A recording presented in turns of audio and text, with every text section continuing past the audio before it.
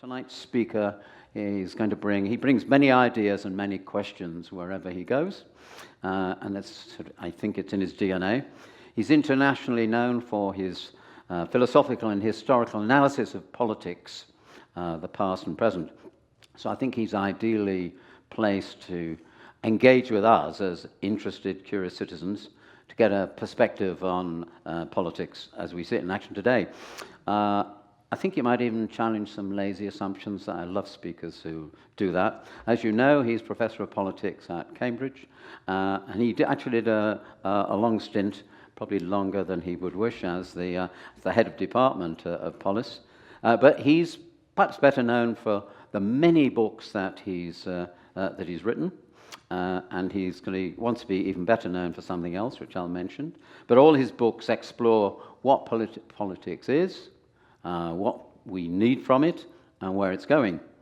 And so I'm not going to read out all the books that he has written. You can look that up for yourself.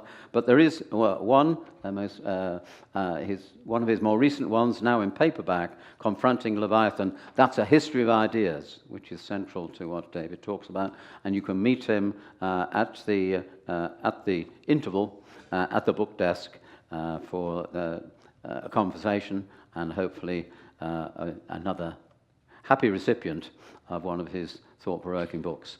And finally, I would say that David is also making a career in podcasts. I'm interested to know how many people follow podcasts. Can we have a show of hands? Oh, right. That's not bad, is it? Yeah, so he's forging a career, and he's been doing this for a number of years, and they are mainly about talking politics. The History of Ideas is one. Past, Present, Future, which he's been doing with the London Review of Books, and that's engaging with all sorts of people. He's a bit of a Melvin Bragg, really. So I'm really grateful. I'm really grateful to David for interrupting his sabbatical year. We know how precious they are, to come and share ideas with us. And as I said, he's a man of questions and answers, and you can see that he's posed a question for us tonight. And let's look forward to hearing from Professor David Runciman.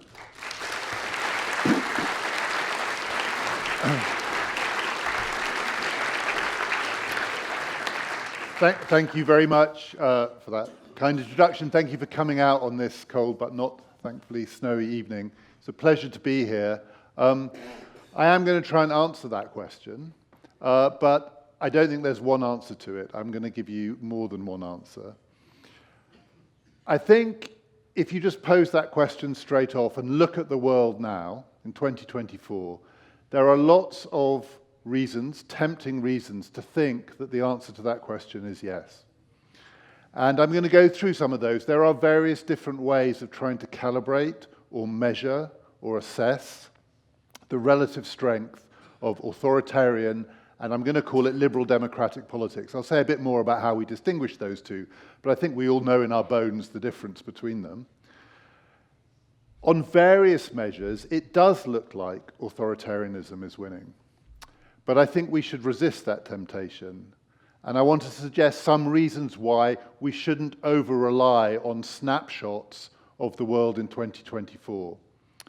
That's the good news. So I want to give one, and again, I'm assuming, but you can tell me I'm wrong here, that most of us are broadly on the side of liberal democracy, but I would like to hear arguments for authoritarianism. But if we think that on the whole we don't want authoritarianism to be winning, that's the part of my talk in which I'm going to suggest grounds for optimism. But I think there's another way of looking at that question where you get a different answer, and that is not to look at the world as it is now, but to try and take a longer view of the direction of travel, the arc of history. And I think if you think not of the next 2, 3, 4, 5 years, but of the next 20, 30, 40, 50 years, there are fewer grounds for optimism. And I think it may well be that liberal democracy faces an uphill struggle, and that authoritarianism is likely to come out on top. First, what are these measures that you might use to assess the relative strength? So I'm going to suggest 5 of them. So one is you can take an audit of the relative prevalence of different kinds of regimes around the world. So there are lots of organizations that provide these kinds of surveys. The Economist does it every year, a democracy index. It measures states from what it calls full democracies all the way through to what it calls authoritarian regimes, through a range of what it calls hybrid regimes in the middle, things that are neither one thing nor the other. Probably the best known of these is something called the Freedom House Index, and that's been going for 50 years, and that has a simpler classification: free, we are free, the United Kingdom counts as free, partly free, Hungary is partly free, unfree, China is unfree. On the Freedom House measure, they published their 50-year anniversary report last year, and they said the news is bad. So for the last 17 years, the relative balance of free to unfree or partly free has been against the cause of freedom, and freedom for them broadly means liberal democracy. So the measures that are used in these indexes are things like the independence of the judiciary, freedom of expression or freedom of opinion, including things like press freedom. Academic freedom is a crucial test. There are many places in the world where there is little or no academic freedom. That is not true in this country. It's not actually true in the United States either. We are free in that sense. But say in Turkey, very limited academic freedom. Persecution of minorities. Authoritarian regimes often act in the name of a majority against minorities. In liberal democracies, minorities have protections. Corruption is one of the measures in the sense that corruption is thought to be a reflection of relative lack of transparency or openness, or more fundamentally, of the rule of law. And on these measures, the news is not good. There are more unfree regimes than there used to be. There are fewer free regimes than there used to be year on year for the last 17 years. It's not a dramatic decline, but it is a relative decline. It's sometimes called by political scientists the democratic recession. There was a peak of democracy at the turn of this century, and it has been in decline, slow, steady decline ever since. And then within democratic regimes, the United States, for instance, on these measures, democracy is not as robust as it was. If you look at those snapshot surveys, and they are rigorous in their way, they suggest that authoritarianism is not dramatically winning, but is gradually winning. The second measure is public opinion. There are lots of surveys that are done of publics around the world that ask a range of questions. I'll just give you one emblematic example. It's often put in these surveys. People are asked, do you like the idea of a strong man? It's usually man, it could be man or woman, but do you like the idea of a strong man government that doesn't obey the rules, or is willing to break the rules when necessary? Do you feel that democracy would be better if government executives were more willing to break the rules? And again, on these measures, the news is not good. The numbers of people who answer yes to the question, do you like or prefer the idea of a strongman government willing to break the rules, is going up, and it's high, and sometimes it gets above 50%. For instance, in the United Kingdom in 2019, opinion surveys found that more than 50% of respondents said yes, they do like the idea of a strongman government willing to break the rules. And then they elected Boris Johnson to a thumping majority. It was an expression of frustration with that period of post-Brexit politics. But you see similar results in the United States, across Europe. Sometimes it's particularly striking among younger voters. Sometimes the question is simply, do you still have faith in democracy as a form of government? And the figures for younger voters can be starkly demoralizing. If you have faith in democracy as a form of government, many younger voters say they no longer have faith in democracy as a form of government. The third test is a straightforward electoral test. So in many parts of the world, there are within either fully democratic or partly democratic societies electoral contests between candidates, And it is clear that one of the candidates, or one party, or one set of candidates, is more authoritarian, is offering a more authoritarian pitch than the others. So I don't think that's true of Britain in the general election coming up this year. I don't think there's a stark contrast between the authoritarian and the less authoritarian candidate. I think we have two fairly similar parties offering a fairly similar prospectus in those terms. I don't think one of them's in favor of stifling freedom and the other isn't. But in the United States, there is a contrast coming up. If it is, it may not necessarily be, but if it is Trump versus Biden, Trump is a more authoritarian candidate on most of those measures. He's more willing to question judicial independence. He's more willing to speak about minorities in the name of a majority that sounds like a strongman leader. In those contests, when people vote for the authoritarian, it suggests that authoritarianism is winning. Now, you may be aware that 2024 is the single biggest election year in human history. More global citizens are voting in national elections this year than at any other time. I think it's 4 billion possible electors. So there are elections happening everywhere from Mexico to Ireland to Indonesia to the United Kingdom.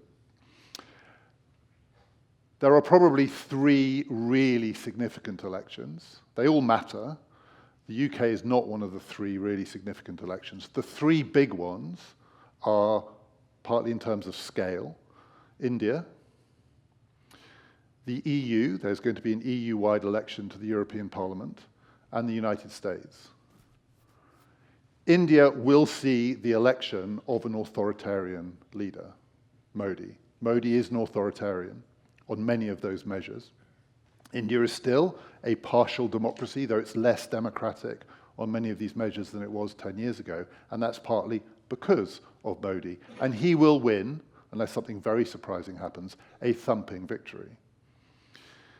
In the European Union parliamentary elections, we don't know what's going to happen, but it seems possible that parties of the far right, anti-immigration parties, parties that are deeply skeptical about climate change, but also parties that use various aspects of populist messaging about minorities, and are suspicious of certain kinds of governing elites and institutions. And I'm trying not to make a value judgment in this, in that I'm not saying all of that is crazy. It's not all crazy.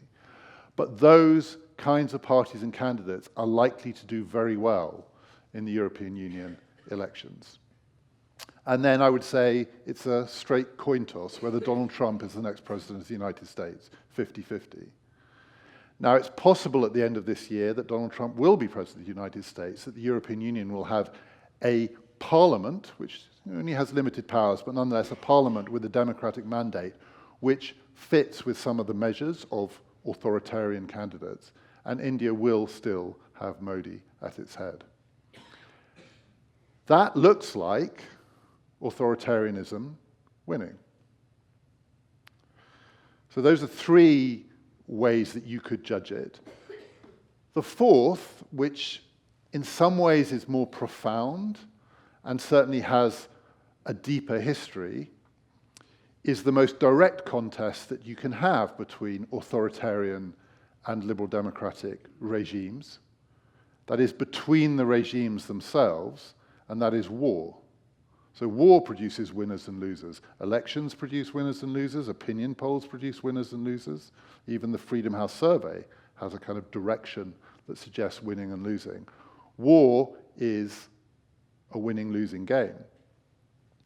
In the 20th century, in the great contests between liberal democracy and authoritarian, autocratic, dictatorial, tyrannical regimes, liberal democracies tended to come out on top. In the great wars of the 20th century, the First World War, the Second World War, the Cold War, authoritarianism lost. I'll talk a bit more about that in a moment. We are now living in a world where war, unfortunately, is back with us, and there is at least one contest which has been framed as a direct competition between liberal democracy and autocratic or authoritarian rule. That is Zelensky's Ukraine. Ukraine is by no means a full democracy, but it is, and under Zelensky, a regime and a society which was moving in that direction and certainly wished to join, among other things, the European Union, and Putin's Russia, which is a highly authoritarian regime. Now, at the start of that war, there was a lot of pessimism about Ukraine's prospects for survival, but that quickly turned into quite a lot of optimism, not least because the democracies of the West looked like they had held together under pressure. There was significant support for Ukraine. Russia seemed to run into the sand quite quickly in a war that it had been assumed would easily be won by the bigger, more powerful, better populated state.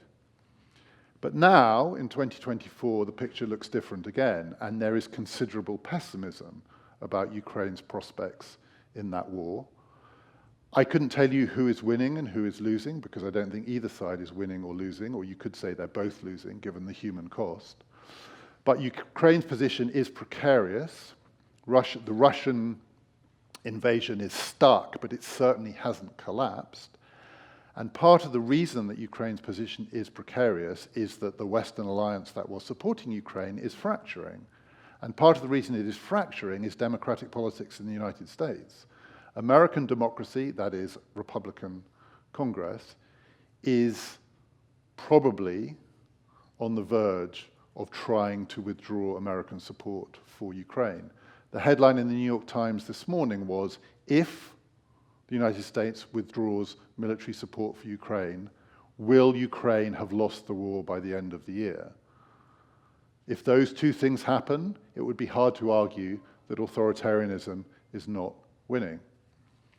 There is another war going on between Israel and Hamas. It doesn't fit, I think, any neat authoritarian liberal democratic template, but if you frame it as Israel, the United States, and some of the nations of Western Europe against Hamas, Russia, and Iran, it looks more like that. And again, I don't want to tell you who's winning and who's losing, I don't know. But it's certainly not clear at this point that liberal democracy is winning. And this may all be a preamble to the most frightening conflict of all, which would be the United States versus China over Taiwan. On all of these measures, there are reasons for being pessimistic. And then finally, the fifth test is what you might call the stress test. How do these regimes cope with crises or unexpected dramatic challenges? During the COVID pandemic, I'm sure you will remember there was a period where there was a kind of authoritarian envy in democratic societies that the authoritarian regimes looked to be doing better. They had more control over their publics. It was easier for them to impose certain kinds of lockdowns. There was quite a lot of admiration for a while of what was happening in China. And if you compare China to the United States, certainly during the early period of the pandemic, it was a stark contrast. Free America looked much less well equipped to deal with this challenge than authoritarian China. I have lost touch of the number of times that I've heard academics express a mild, embarrassed, autocratic admiration, or admiration for autocracy, when they think about China and climate change. And they look at Western democracies and they are so frustrated with how slow they are, how non-responsive they are, how long it takes to get things done, how vulnerable they are to public opinion, the ways in which elections do not seem to produce results that are favorable to action on climate. And then you look at a society, a country, a regime like China, and you see that action can be dramatic and immediate and transformative. On all of these measures, you could say authoritarianism is winning. So I think that would be a mistake.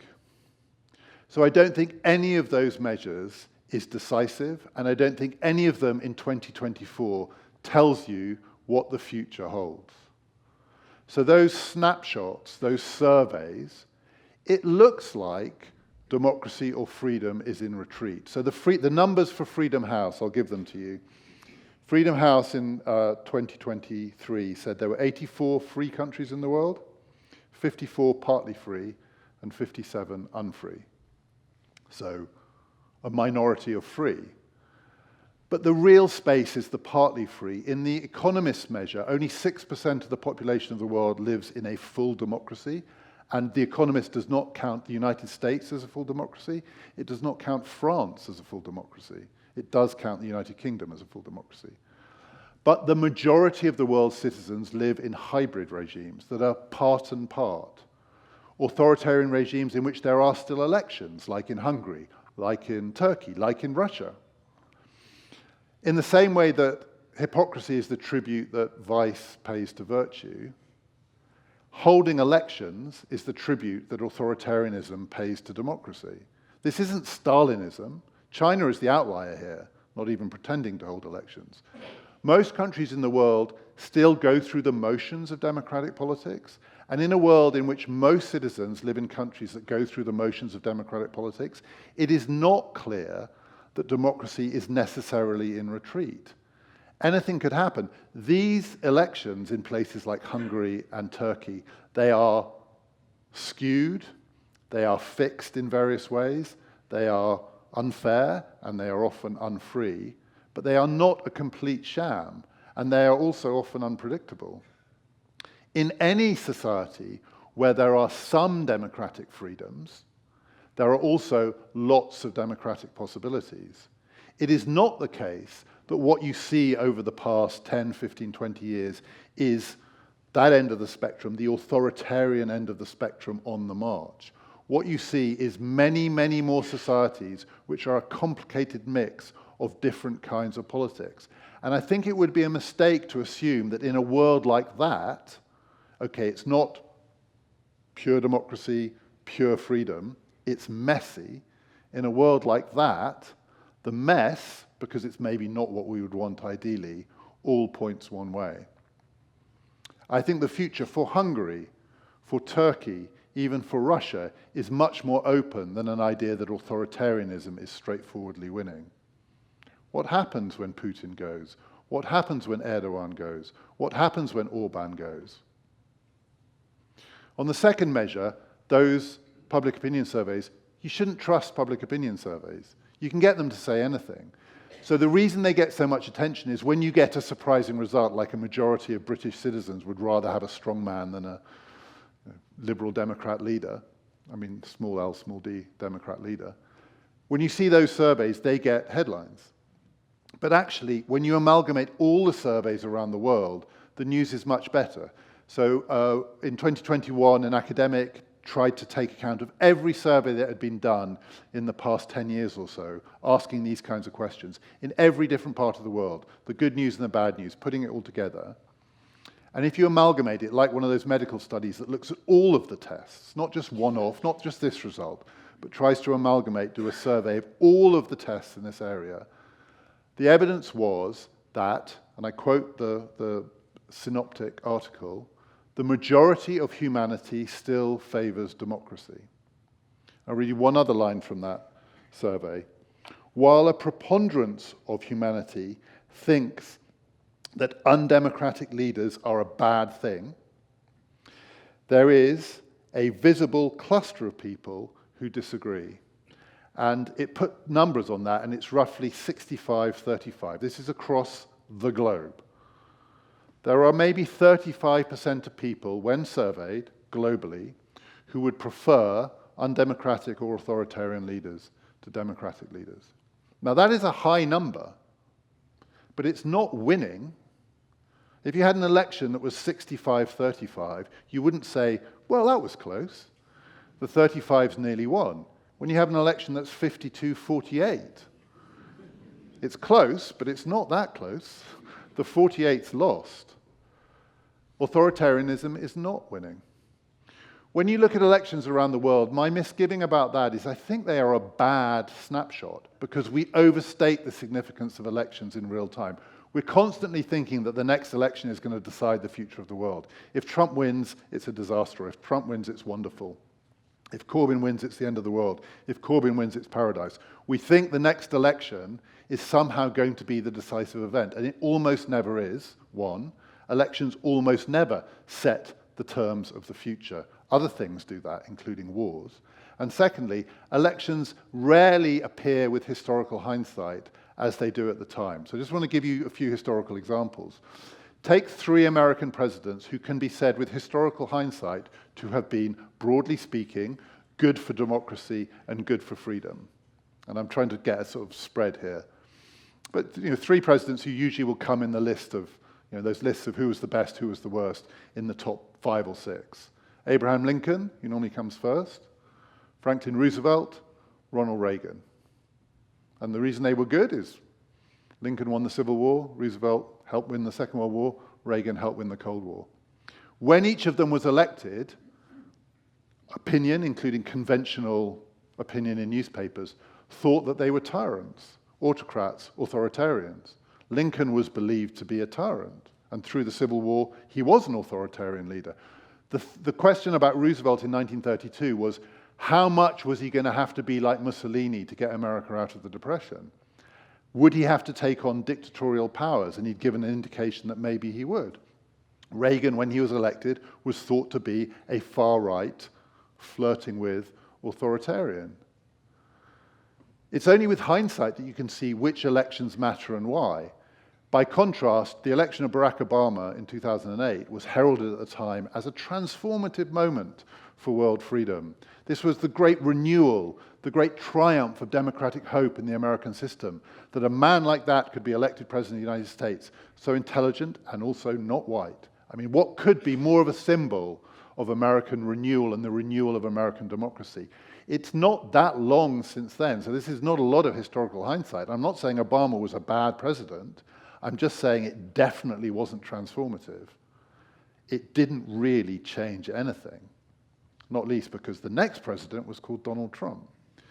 The thing about elections is they don't fix anything. 2024 might be a bad year electorally for freedom, broadly conceived. That does not mean that in 5 years' time there won't be a reaction against what happened in 2024. The point about electoral politics, it's always been true, and I think it always will be true. While these are real elections, it is cyclical. Nothing is fixed by what happens in a given year. Wars are a terrible test of the relative strength of liberal democracy, in the sense that the wars that are self-consciously fought for and won in the name of liberal democracy are often not good for liberal democracy. So of those wars that I mentioned, the First World War is the classic example of a war that was fought for and by its end, that is, once America had entered the war, for, by, and in the name of democratic freedom. It was fought to make the world safe for democracy, the Americans believed. It was won by the democracies. The 3 main democracies in the world, Britain, France, and the United States, won a war against authoritarian Germany, Austro-Hungary. Democracy won the war in the name of democracy, and that result was a catastrophe for democracy. Within 15 years, democracy was nearly extinguished around the world because the victory was hubristic. The war was fought by and for a set of principles that they didn't know how to defend. America turned out wasn't interested in defending democracy around the world. The Second World War was not fought by, for, and in the name of democracy because it was partly won by Stalinism. And Stalinism is the definition of authoritarian politics. There is nothing more authoritarian in the history of the modern world than Stalinism. So no one in 1945 could say this was a triumph for liberal democracy. And as a result, that war made the world safe for democracy because what came out of it was more pragmatic, more measured, more of a compromise, more realistic.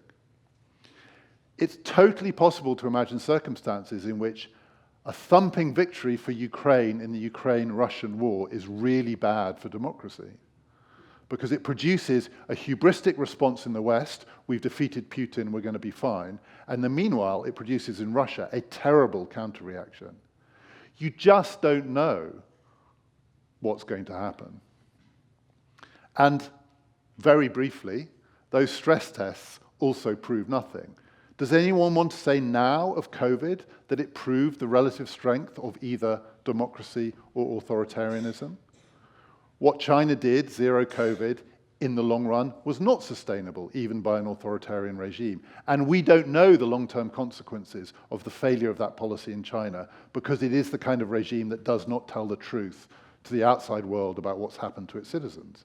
But no one could say, well, then America won that contest because COVID was a disaster in the United States as well. Climate change, yes, Chinese politicians can green a city overnight if they want to. They could ban the cars tomorrow. They can also open 20 new coal mines tomorrow if they want to. It all goes both ways. I don't think we should assume that the world as it is now tells us that authoritarianism is winning. But I want to suggest in the last half of this talk that there is another way of looking at this which is different and should really give us pause for thought.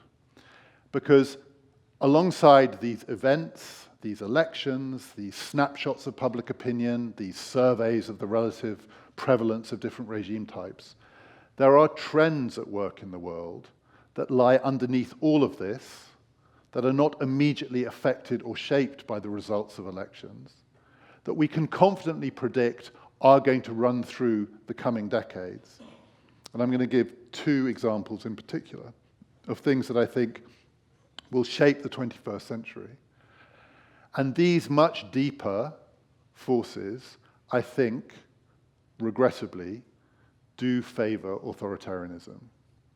And the two things that I'm talking about are climate change and the digital revolution, including the coming AI revolution. Technological transformation and a warming world, these two things are just happening, right? You have to be a denialist of the most extreme kind to say that over the coming decades, there is not going to be more technological transformation and more rapid technological transformation, and also accelerated warming. It may not continue for long. We may get on top of climate change in the next few decades, but certainly in the next few decades, today we passed 1.5 degrees for the last 12 months, the figure that we were meant not to pass. It's going to get hotter. And also, technology is going to get quicker and smarter. I think both of those trends favor authoritarianism. So let me give you some reasons why. And this has got nothing to do with 2024 snapshots. First, a warmer world means, and I don't think there's any denying this, more mass migration. Partly because the tragedy of climate change is that it's a global phenomenon with very, very unequal effects. Far worse to be in Bangladesh than to be in Canada. Far worse to be in sub-Saharan Africa than to be in Northern Europe. And part of the terrible cosmic injustice of climate change is that the places that are most vulnerable to it are also least well equipped to deal with it. And the result will be mass movements of people. And mass movements of people tends to produce authoritarian politics in all sorts of different kinds of places where it's easier for politicians to make an appeal which does attack minorities, insist on very, very, very firmly policed borders, and basically pulls up the drawbridge. And pulling up the drawbridge is an authoritarian impulse. And it's very, very hard to see an alternative to that. There may be a future politics of simultaneous mass migration and growing, strengthening liberal democracy. I can't see it. And it's partly because last week you were hearing about tipping points. So the other phrase that you'll know in relation to climate change is feedback loops. So it's possible that in the complex systems of weather and climate that we have in the world, that things react on each other in ways that produce these tipping points. A warming world changes the Gulf Stream changes the ice caps increase a warming world. Methane is released, that has effects that then change the dynamics of the Gulf Stream and so on. It's all interconnected. Well, there are feedback loops in politics too. As climate produces real stresses on the system, a warming world is going to put real pressure on political systems. Those political systems may respond by shutting down, shrinking, pulling themselves in with authoritarian impulses. Populations do have a tendency under stress to turn to authoritarian solutions. You see it in war, and you see it at times of crisis. Frankly, you saw it in the COVID pandemic. Right? Again, I'm having rubbish public opinion surveys. It is also true that when people were asked, do you think lockdown went too far or didn't go far enough. Most people said not far enough.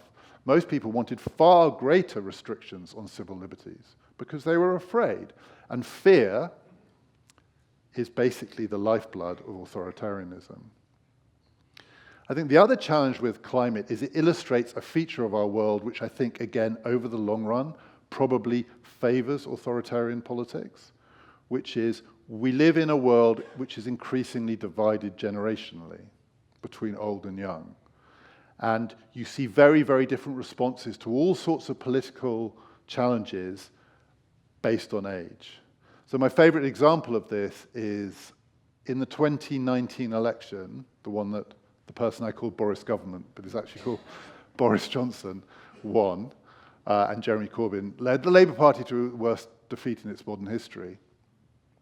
If the franchise in that election was restricted to people under the age of 30, the Labour Party would, under Jeremy Corbyn, would have won the biggest landslide in its history, the biggest majority in its history, a majority of probably somewhere between 150 and 200 seats.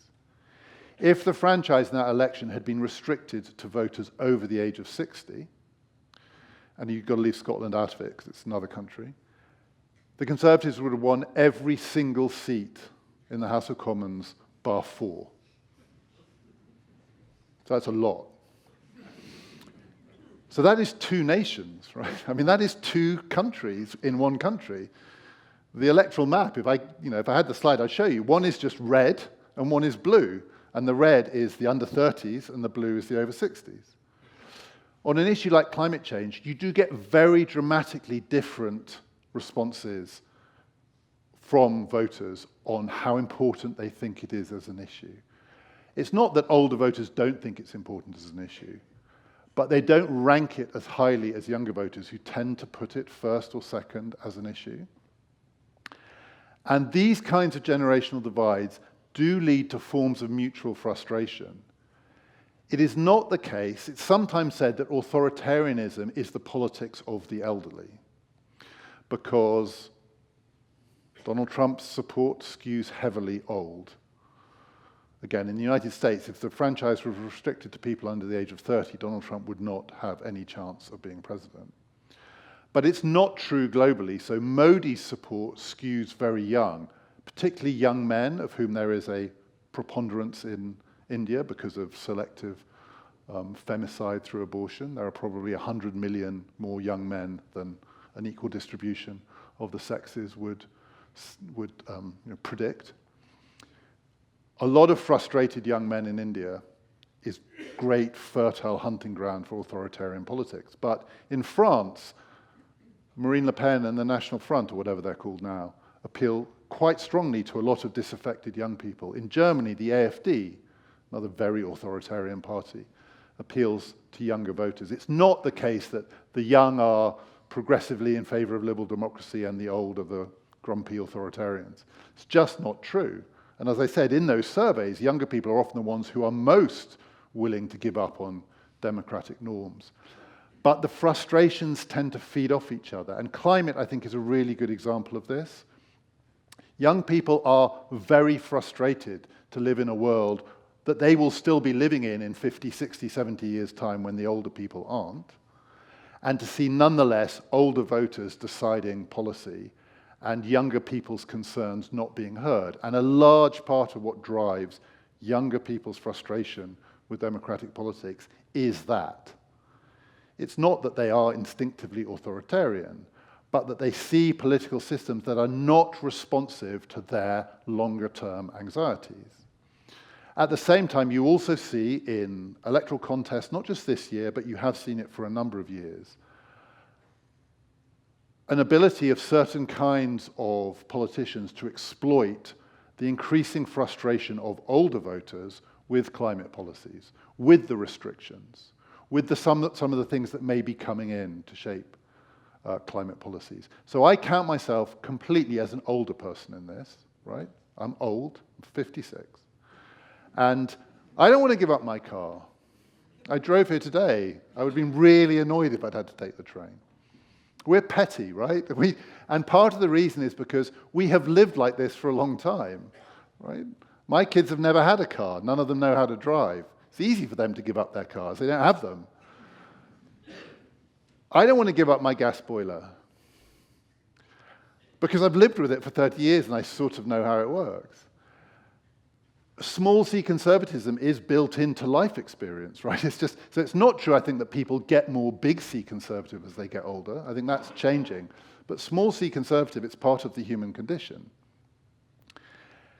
It's easy for politicians to exploit those frustrations both ways in a broadly authoritarian direction. That is, on the one hand, to feed young people's frustration with democratic politics, and on the other hand, to feed older voters' frustration with what they see as edicts or diktats coming from various kinds of non-governmental or governmental but unelected bodies.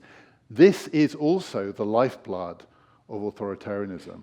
And then finally, very briefly, who knows how climate change will be dealt with? It might be a technological solution, there might be an energy transition and a green revolution that produces a high-growth, prosperous, but safer world. That has to be the hope. But there must also be a possibility that really dealing with this problem is going to lead to lower growth. There may be limits to growth. There may be genuine limits to economic growth given the limits to natural resources. And there is one overwhelming piece of historical evidence, which is that liberal democracy needs economic growth to thrive. You can track it over time, and it maps onto periods of growth, and periods of not just recession, but stagnant growth make liberal democracy a much, much harder sell, because part of the pitch of liberal democracy is your children will be better off than you are. So, take it in your stride. You might have lost this election, you might win the next one. There's a kind of future out there into which you can project your hopes. Authoritarians feed off the future feeling closed and wanting to take people back to the past. And then finally, just for the last 5 minutes, technology. You will remember, I remember, that the internet was meant to be good for democracy, right? In the 1990s, the early 2000s, the thought was this was a great liberating technology because it empowered citizens. We would suddenly have information in our hands. We would be able to find out what our governments were up to. It would be much harder for them to keep secrets. China would have to open up. You can't keep your citizens under wraps when your citizens are able to communicate with each other about what you're doing. There was huge optimism in the 1990s, particularly at the crest of the wave of democratization through the 20th century, that this technology would turbocharge that, and the few relics of authoritarianism around the world would be exploded by the empowering, through information, of citizens. It turns out that that was wrong. This technology empowers autocratic and authoritarian regimes. And the reason it does, straightforwardly, is that it is a surveillance technology. So there are two possibilities here. We could watch them, so we are citizens. We could watch what our governments do. We could try and scrutinize them, expose them, reveal the dark secrets of government power, show the authoritarians for who they are. Or they could watch us, keep an eye on us, make sure that we're not doing anything that they find uncomfortable. So it's kind of like it's a contest, right? Now, in this contest, I know who's winning. The governments are winning. I have no doubts about that. So that one I will call, right? The governments are winning, the citizens are losing. Why? It's an incentive question. They are much more strongly incentivized to watch us than we are to watch them. And it's an organization question. Governments are organized in order to do surveillance. Governments never sleep. They have huge bureaucracies. They have secret services. They have armed forces. They have bureaucrats. They pay people to do it. No one pays us to do it. You have to be a real civic hero to spend your days on the internet looking at what your local council is up to. But someone at your local council will be paid to keep an eye on you. It's kind of obvious. Those 1990s dreams were pipe dreams. This technology favors governments watching their citizens, not citizens watching their governments. This technology, it turns out, what it really empowers are corporations. The most powerful, the richest corporations in the world didn't exist in the 1990s.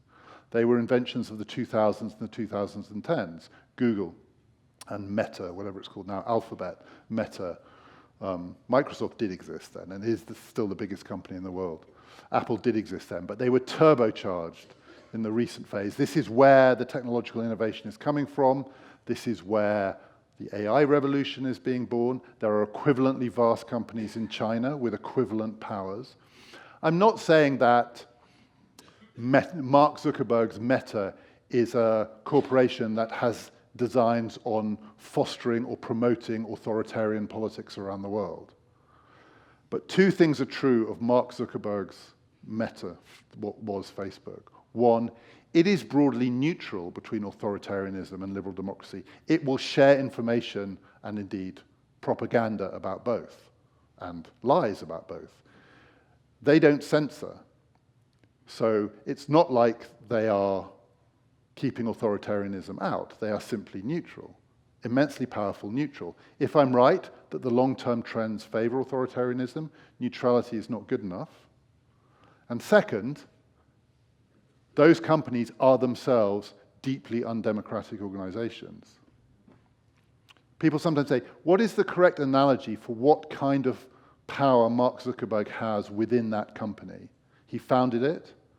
I know someone who used to work there who said, there are only two questions you ever have to ask if you work at Facebook. Question one is, will what I am doing cause people, particularly children, to spend more time on the platform? And question two is, will Mark like it? And question three is, see question two. So what is he? Is he a tyrant? Is he a dictator? My favorite answer is someone said, the closest historical analogy is he's a pharaoh. He's a kind of god in that world. And the constitution of Facebook has in its rules that Mark Zuckerberg can never be outvoted because he has always to have a majority of relevant voting shares. So that's not a democracy. This technology favors authoritarians and it empowers companies that have no interest in taking sides, within which there are extraordinary concentrations of unaccountable power. Finally, last thing I'm going to say, is that this technology in the hands of these companies and their propagandists is dressed up as an expression of free market innovation and capitalist dynamism, and it could only happen in America, the land of the free, that these companies would be created. Not true, because their Chinese equivalents are just as big, just as powerful, just as autocratic. But that these brilliant people, the Elon Musks and the Mark Zuckerbergs and the Steve Jobs, these brilliant entrepreneurs kind of have used human creativity and ingenuity to invent this transformative technology. Also not true. This technology comes out of the American military-industrial complex. It is a product of the Cold War, and it was primarily funded by the American state in fighting that war. And the latest developments in this technology, particularly in AI, are also, on the whole, being driven by a new kind of arms race between America and China in the new Cold War that we're in. Technological innovation, historically, has tended to go along with war. This technology is speeding up, and it's partly speeding up because we are in a more dangerous world, which is more likely to have more war in it. And of all of the things that I've said, what goes along with democracy, what goes along with authoritarianism, the one headline is that authoritarianism and war go together. Democratic regimes become more authoritarian in wartime. Just ask Lincoln, just ask Churchill. Authoritarian regimes become more authoritarian in wartime. If we are entering an era of more war and more technologically driven war, we may well get more technological innovation.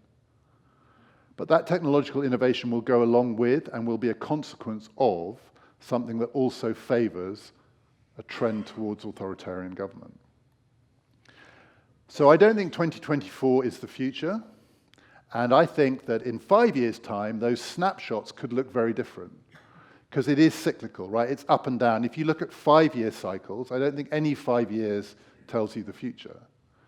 But if you look at 50 years, I think there are grounds for thinking that liberal democracy is really facing an uphill struggle. I really will finish it. The last two things to say, and I'll say them each in one sentence. The first is, nothing is predetermined, so an uphill struggle is not the same as a defeat. It's just harder work.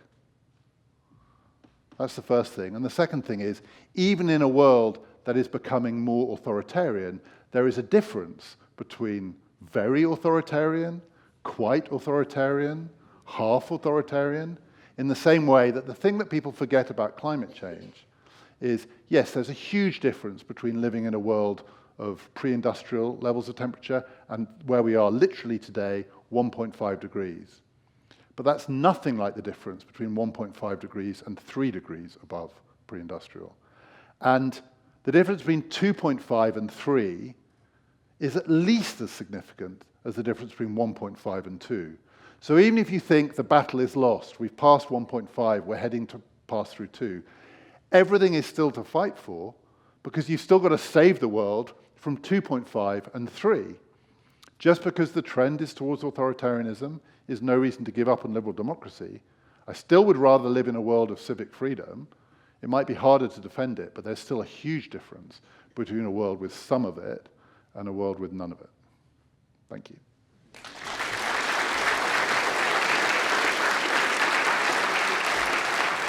Right, let's start off with questions based on the talk, and I'll read them out, David. And so Joe's section wonders about why are France and US not considered as full democracies. Alison wants you to explain why they're not classed in that way. And I'm going to chuck in this one.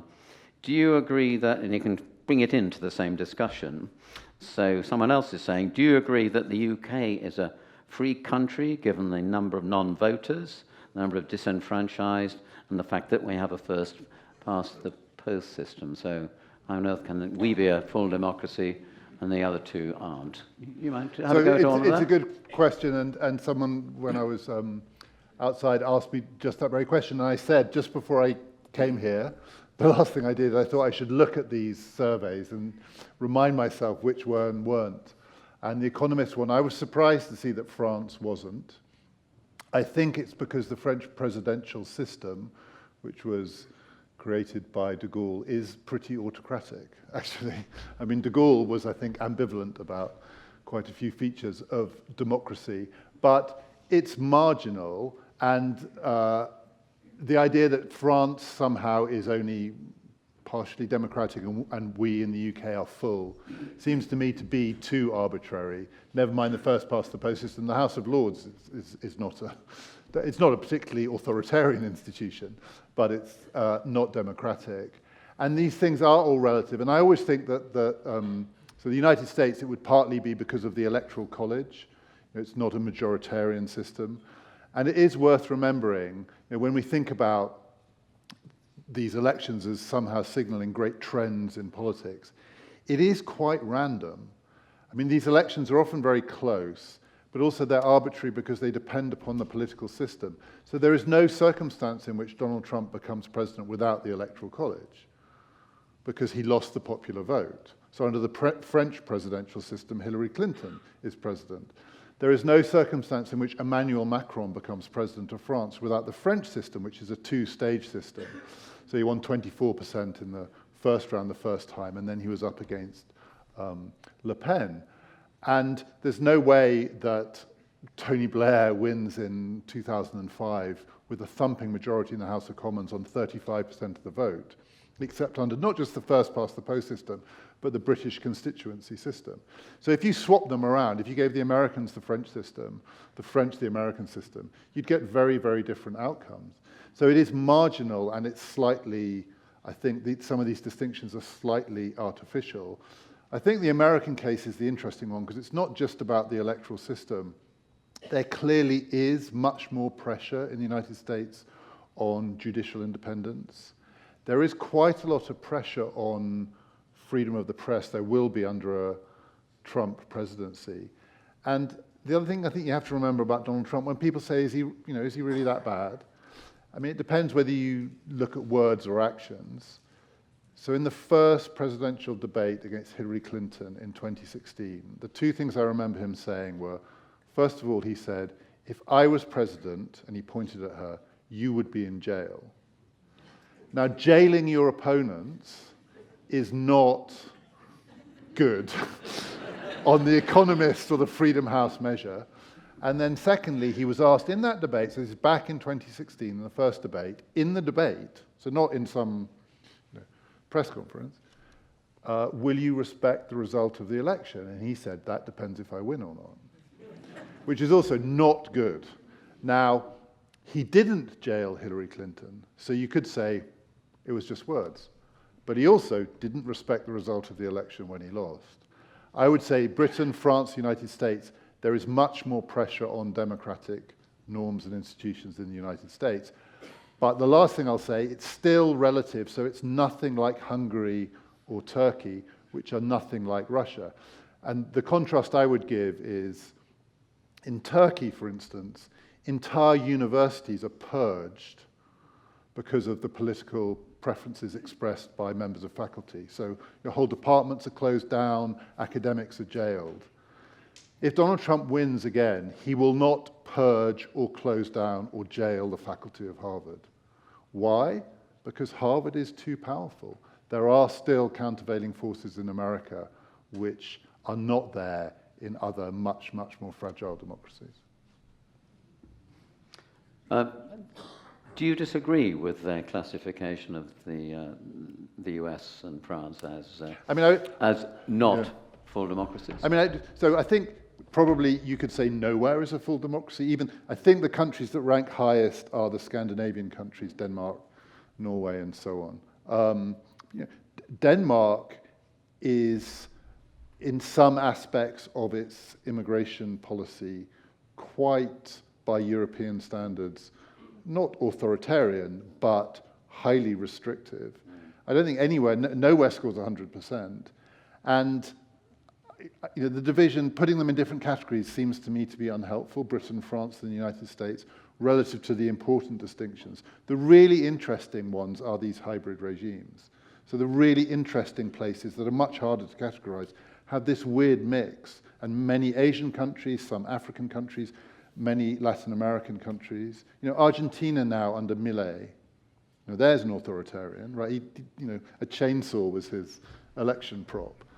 But it's a really complicated mix of different, there's a strong democratic tradition, different kinds of institutional checks, a highly populist leader, but with certain kinds of limitations on his power. Those, to me, are the interesting ones. They could go either way. In 10 years' time, is Argentina going to be a fully blown authoritarian country, or will its democracy have revived? I think either is possible. Just going back to the UK, the France-US thing, comparing the two, here's a rather loaded question from Stephen Booth, which you might want to briefly comment on. Are our current UK politicians capable of recognizing that they could be sliding towards authoritarianism by implementing nanny state legislation? I don't. So on the measures of the things that signal a slide towards authoritarianism, and I know that there is a view that certain kinds of arbitrary forms of government by diktat, even if they are ostensibly for our benefit, for the sake of our health or whatever it is, are the kinds of sort of stealth authoritarianism we should be most watchful about. But, a sugar tax to try and address the challenge of obesity seems to me of a lesser order of magnitude as a threat than trying to choose who's on the Supreme Court in order to get outcomes that suit what you might be able to get through the House of Commons. I don't think either leader is likely to be oblivious to the risks that they could alienate their electorate by going too far down a nanny state route. I think the reason that the other one is more of a threat is actually, in a way, it's easier to do that without riling up the electorate. I mean, I think the evidence is the thing that struck the fear of God into the Labour Party. The thing that the Labour Party, the current Labour Party, Keir Starmer wakes up at 3 a.m. screaming about is the Uxbridge by-election when Boris Johnson stood down, a completely unlosable seat by Labour. There is no way that that seat could be held by the Conservatives on any measure. You know, Labour won much, much harder to win seats with bigger swings on the same evening. But the Tories held on, and you'll remember the reason why was the ULEZ traffic policy in London. People in Uxbridge and Ruislip, I think, did not like being told that they would have to pay to drive their cars places they used to drive them for free. Now, Keir Starmer is not oblivious to the dangers of getting on the wrong side of the electorate when it comes to nanny state policies. Good, thank you. Now, can I move you to a matter that's troubling several of the members? It's about sum it up, it's about the speed of liberal democracy, but I'll read out what they're saying. You've painted a picture of an autocratic dominance. Are there alternative drivers of liberal democracy which may drive a different global path?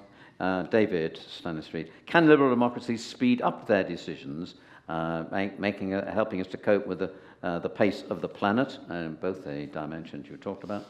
And Jackie, what happens when democratic institutions become too slow? Large committees, subcommittees, slow decision-making, and so on. So these are great questions, and there's a lot that's been written about this over the years. I've written a couple of books about the history of anxieties about democracy, and you find these fears were there in the 1930s. You know, I mentioned when Roosevelt became president in 1933, the thought was he was going to have to mimic Mussolini, specifically because Mussolini was quicker. So the fascists, they didn't just get the trains to run on time, but they got the trains to run on time, not quickly, but they managed to make things change quickly. And the thought was the American system of checks and balances was too slow to deal with the threat of the Great Depression. And it was Roosevelt's skill to somehow navigate that system and in his first 100 days get things done. But it was a heroic achievement, and it was astonished people at the time. So that fear has always been there, that liberal democracies are too slow because government is too diffuse, and then there are too many opportunities in the system for people to put blocks in the way. It's probably more acute now because it's a quicker world, it's a faster world. Roosevelt's first 100 days, it was thought to be, it was breakneck pace for governing. Now, the first 100 days of any new presidency is thought to be, get on with it, you haven't got 100 days. We're living in a world of hours and minutes. So it definitely is a challenge. Liberal democracies can act quickly when they have to. The financial crisis was a good example of that. Over a weekend, and Gordon Brown was integral to this, decisive action was taken. But financial crises, wars, and so on, which prompt, and indeed the pandemic, it was slow, but it wasn't that slow, prompt action. But you can't sort of say, we need to wait for the war to get us to speed up, right? You have to do it preemptively.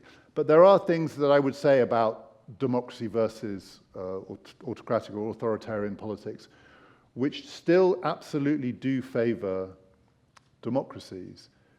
So one of my favorite lines about democracy, liberal democracy, is from the 19th century French writer about American politics, Tocqueville, who said, in democracies, more fires get started and more fires get put out.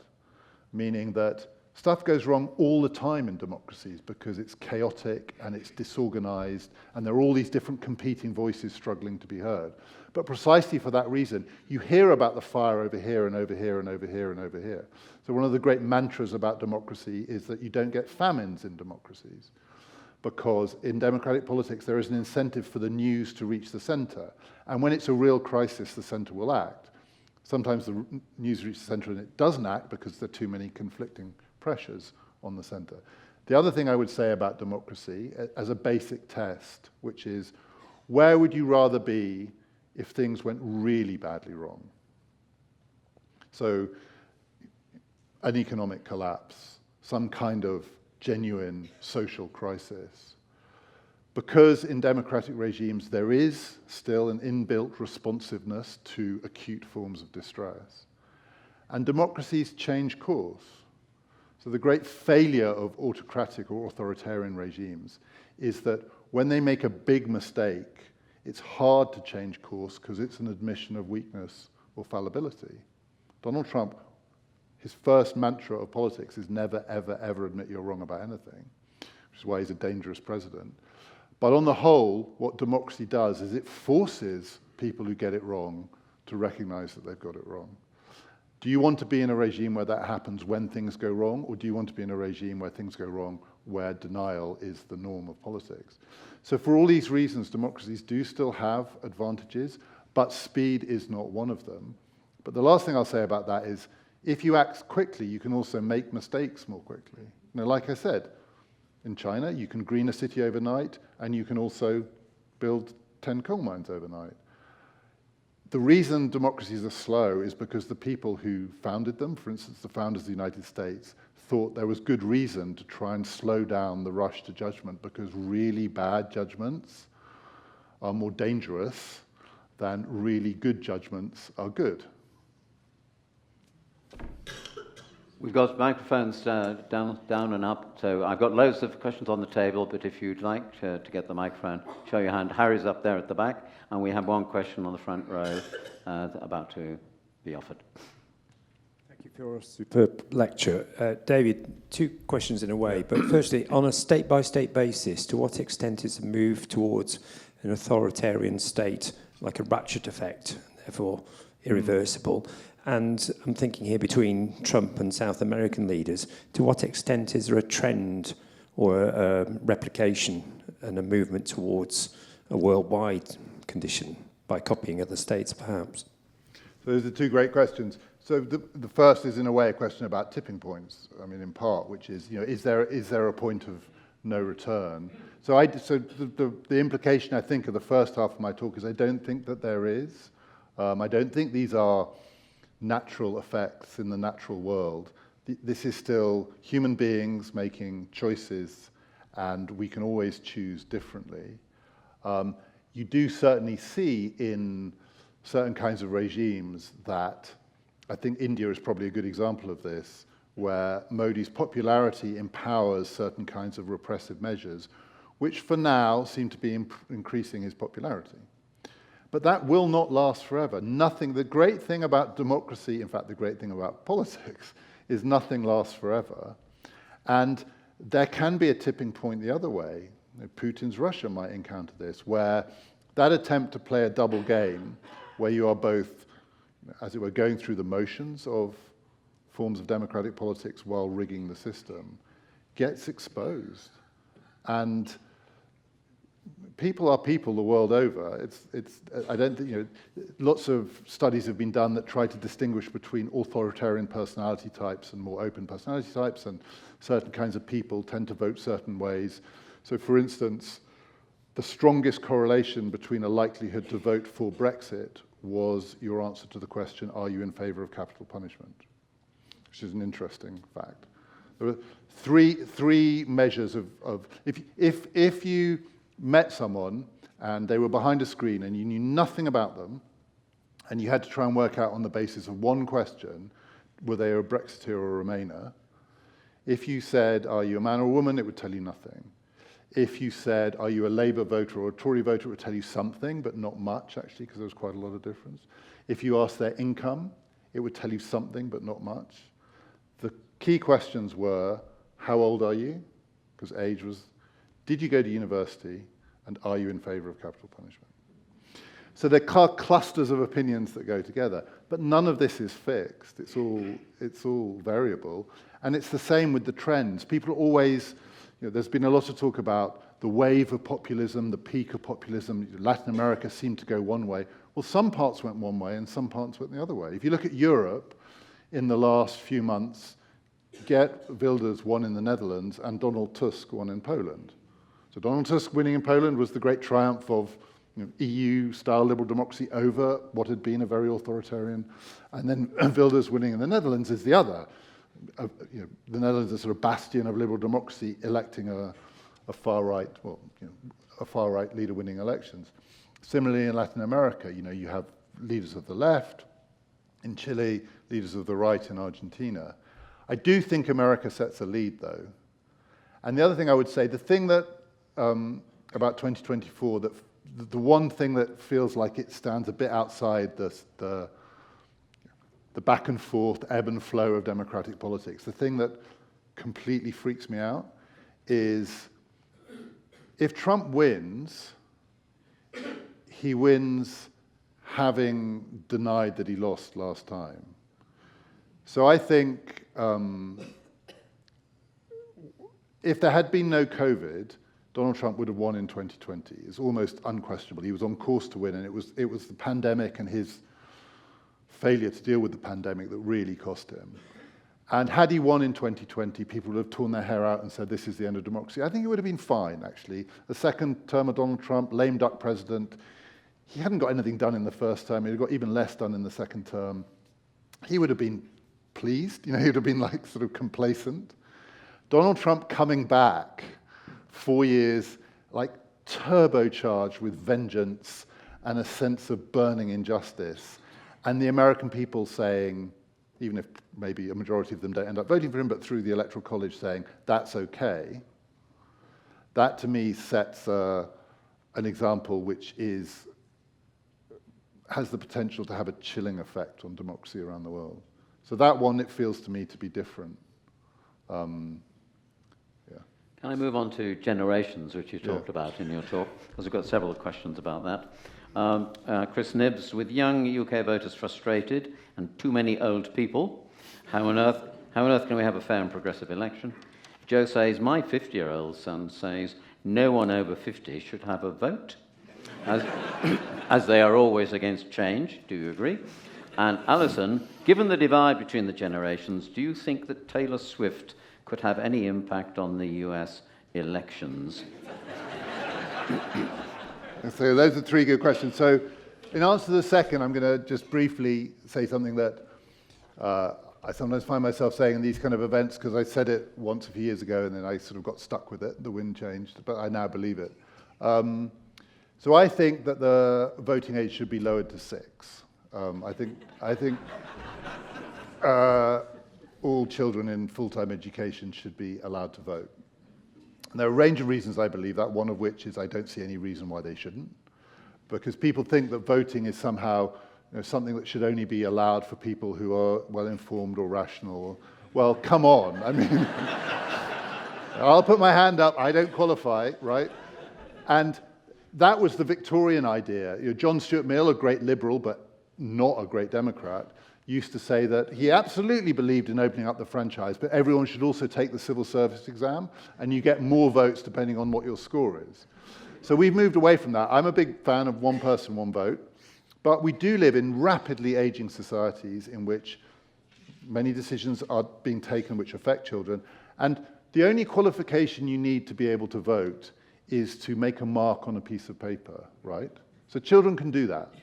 You don't need to be well informed. If there was a test, a lot of us would fail. There's no reason for children not to vote. And often when I say this, people say, wouldn't it be easier to take the vote away from old people? To which I say, no, it wouldn't. That would be terrible. You don't ever, ever, ever take the vote away from anyone.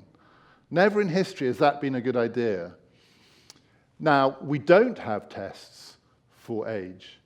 We barely have tests for age for people driving, never mind voting. But I say to people, so how are you envisaging this happening? Going into care homes and getting people to pass it? I was once staying in the house of an elderly person who had dementia, to whom I was related, and a knock came on the door, and it was the Labour Party canvasser, so I'll name the party. And they said, it wasn't my house, it was the other person's house. They said, could I speak to so-and-so? And I said, I'm sorry, they're not available. Why not? I said, I'm sorry, they're not well. It wouldn't be a good idea for you to speak to them. Why not? I said, look, frankly, they've got dementia. And their eyes lit up. Can we come in, please?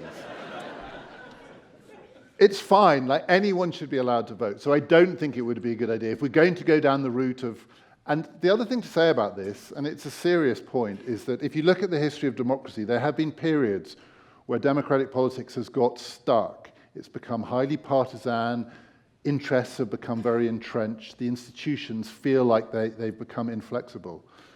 The solution is to enfranchise more people to shake it up. So you enfranchise initially Catholics, Jews, women in the United States, African Americans in Britain before women, working men, and so on. Each expansion of the franchise produced two things. First of all, mass panic. If you let women vote, the whole thing will fall apart. They'll all vote, for the wild radical parties. So it didn't all fall apart, and they voted Conservative. Same might be true of children, right? Who knows? 6-year-olds are highly authoritarian. And I imagine the Conservative Party, whose genius is working out a way to appeal to each new electorate. So when working men got the vote, Disraeli worked out exactly how to appeal to them. When women got the vote, Baldwin worked out how to appeal to them. When children get the vote, whoever it'll be, Boris or Suella Braverman will work out how. So I am genuinely being serious. If we're talking about expanding the franchise, fine, don't restrict it. But the other question was about Taylor Swift. Taylor Swift. Okay. So the great hope in Argentina was that the Swifties would ensure that Milei was defeated. I don't know if you remember this. There was a genuine, long-standing debate, because Taylor Swift is huge in Argentina, that all of her legions of fans. Trouble is, there aren't enough of them, right? So the great truth about contemporary democracies, including in Argentina, most mature democracies, which Argentina is one, mature in both senses, is there are more old people than young people. So if all the young people voted and all the old people voted, the old people would win. Taylor Swift, she has older fans too, but tends to appeal to younger voters. The other problem is that younger voters don't vote as much as older voters. Turnout is lower among younger voters. And to me, it seems understandable. Young people are disillusioned. So people often say, all these students who complain that Jeremy Corbyn lost, if they'd all just bothered to turn out and vote, he still would have lost. So I don't blame them for staying in bed. So enfranchise children. Well, we've dealt with age and whatever very well. So could you deal with Linda's question about gender? Does misogyny feed authoritarianism, or does authoritarianism feed misogyny? It's a good question. I mean, authoritarianism definitely feeds off all sorts of different kinds of intolerance. In the case of misogyny, we're not talking about a minority group, although in places like India, women are now a minority group because of the greater number of men who have been born in the last 20 or 30 years. But nonetheless, women everywhere in the world still are a disadvantaged group. And authoritarians definitely do find groups to pick on behalf of the people who feel hard done by. And it's certainly true in the United States that Donald Trump is very good at making particularly older white men feel hard done by about the advances made by African Americans, by women, and so on. It's not always strong men. A very successful, pretty authoritarian contemporary European politician is Meloni in Italy, who's having a pretty good run at the moment. She's a real player in European politics. I mean, there have been many authoritarian women politicians, so there's not a neat. It's not just the authoritarians of the men and women are the victims of it. But I mean, the thing I would just say about authoritarian politics is it feeds off weakness. It finds weakness and it feeds off it. And let's not make this all about Trump, but he is a political genius. You don't get elected president of the United States as Donald Trump. It's like inconceivable, right? Donald Trump was president of the United States. Donald Trump. He had no political experience. He'd never stood for office in his life. He's a TV personality, and he's a hideous human being. And he became president of the United States because he has a real genius for spotting weakness. And the example of it is he gives nicknames to all his opponents, and they're really good. And they really stick. So authoritarian politics finds weakness. It finds weakness in individuals, and it finds groups that are So I don't know if it's an answer to a question about gender, but it's vulnerability is more vulnerable under authoritarian regimes. Africa. I think you briefly mentioned it. So I've got two questions. Julie's asking why, so this is Africa in general, why so many authoritarians in Africa? Is this a consequence of colonialism? While Harry and Zena, our two students, I've got a more specific question. Do you agree with the recent media portrayals of Senegal sliding towards authoritarianism, especially as the president's delayed elections in one of Africa's, and this is their point, one of Africa's most respected democracies? So I'm really not qualified to answer that second question. I'm afraid I just don't know. But it is certainly true that in those surveys, one of the continents that tends to be held up where there is evidence of democracy in retreat is Africa. There were great hopes for African democracy through the 80s, 90s, 2000s. Is it a consequence of colonialism? Yes, in part it is. I would say it's more a consequence of long histories of poverty and the great global imbalances, of which imperial exploitation is part, but only a part, that have produced vulnerable nations with vulnerable peoples. Again, vulnerability is easily exploitable by authoritarianism. And democracy is hard to get off the ground. It really is. It does need a certain amount of stability, good prospects for economic growth. The idea that somehow these regimes in Africa keep sliding back into democracy because they're not trying hard enough or the people aren't committed enough to it. The successful democracies in the world are incredibly lucky, incredibly privileged. Now, Britain has a long-term stable democracy because we just kind of won the lottery in the history of the world. Right? We got the Industrial Revolution first. We got an enormous empire. We became, by global standards, incredibly rich by the end of the 19th century. So we could enfranchise working men and not feel that they were going to tear the whole thing down. The things that have to go together to make a democracy work are complicated and hard, and there are lots of places in the world where it's really, really tough.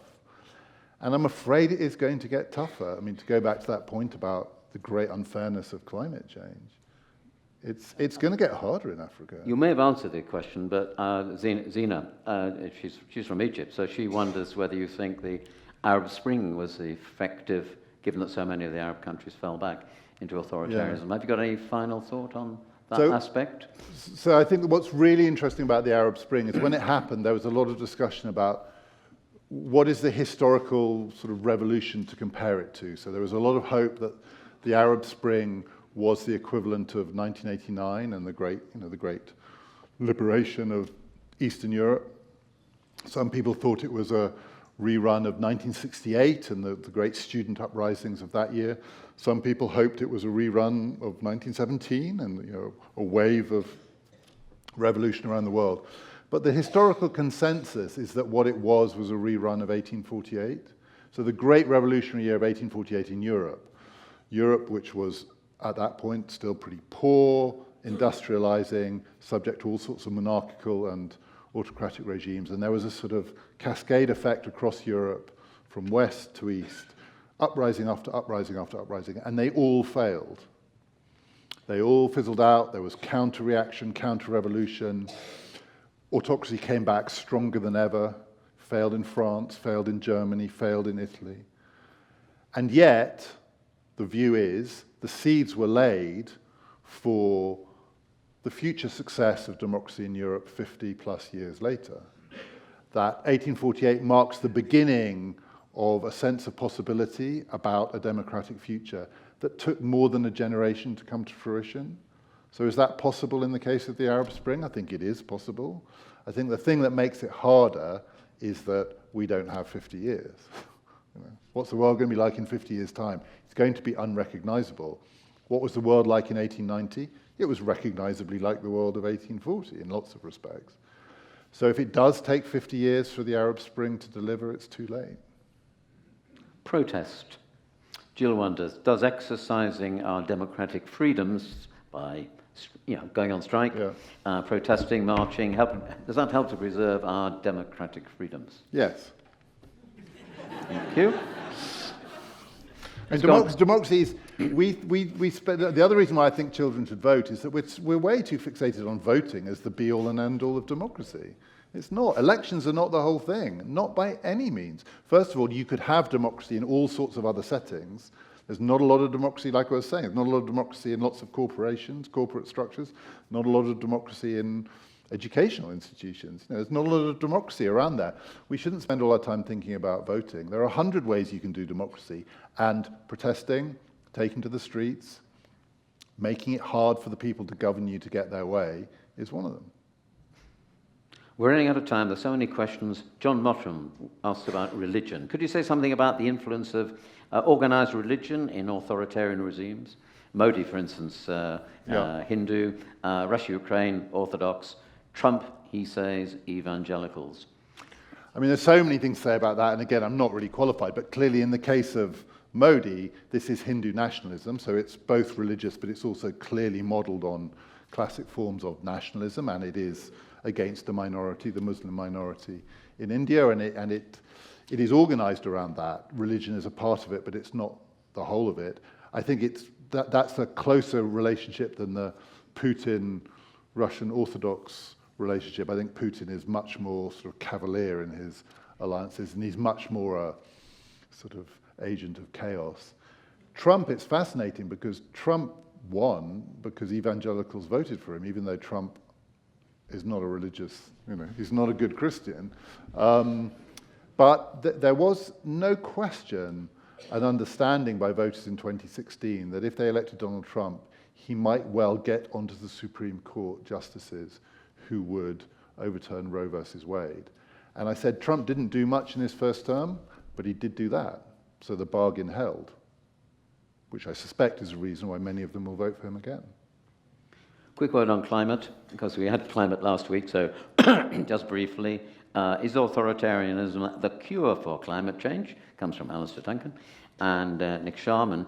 Freedom of movement is one of the pillars of the EU. As climate change makes southern Europe less habitable and its citizens try to move north, would the EU be at risk?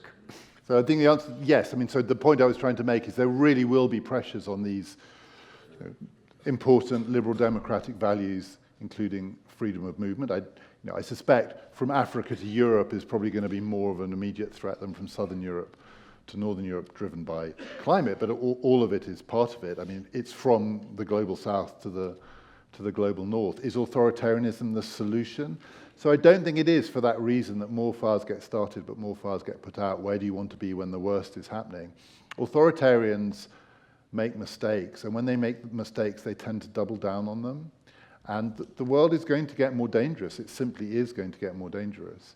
I would definitely rather be in a liberal democratic than an authoritarian regime as the climate worsens, even if maybe in these regimes it's a bit slow, because the danger with the authoritarian response is that some really bad decisions get entrenched.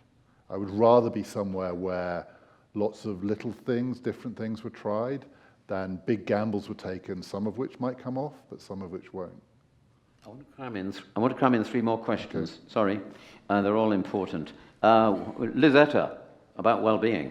Given you said, didn't you, that liberal democracy depends on growth. Given climate change and its causes, why can't liberal democracies thrive in a society that favours growth measured by well-being and similar measures rather than by GDP? It's a great question, and I'm sure the answer is that we should have a much richer measure of growth. And those correlations that I mentioned between growth are crude measures of GDP, so we don't know what it would look like if we could measure well-being too. And we almost certainly are going to have to move to understanding our children. We want them to be better off than we are, but not necessarily measured in crude GDP or income or asset-based terms. But for instance, I think we would all like our children to be maybe happier than they are now, because it's a difficult world for young people to be happy. And so I absolutely agree with that. It's hard to persuade governments to change these measures, but we should. And there are a lot of interesting moves underway to do that, I should say.